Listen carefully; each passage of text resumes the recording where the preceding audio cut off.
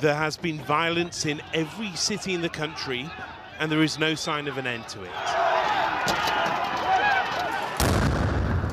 Security forces used stun grenades and tear gas and were often overwhelmed. What began as a protest about the cost of fuel has spiraled. People are on the street not just because they can't afford to power their cars, but because of much more than that too. At times, troops were unable to contain the fury of people frustrated by the failures of the government, by poverty, and by a lack of democracy. One protester was still smoking a cigarette as soldiers surrendered.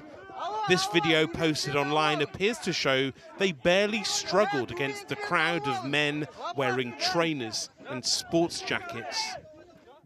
There was a concession of sorts from the president, who sacked the entire government and promised he wouldn't stop there. В скором времени я выступлю с новыми предложениями по политической трансформации Казахстана. Я остаюсь на прежней позиции последовательных реформ. But here was the response.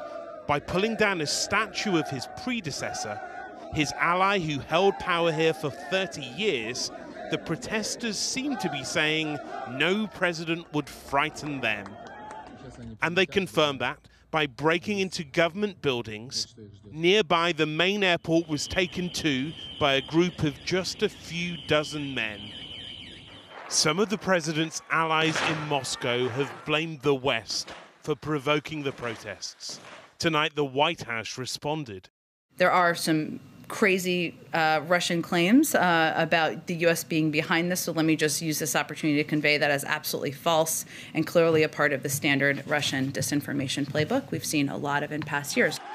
But now, after a request from the president of Kazakhstan, Russia has said it will send in peacekeepers, a move which could either end or escalate this crisis very quickly.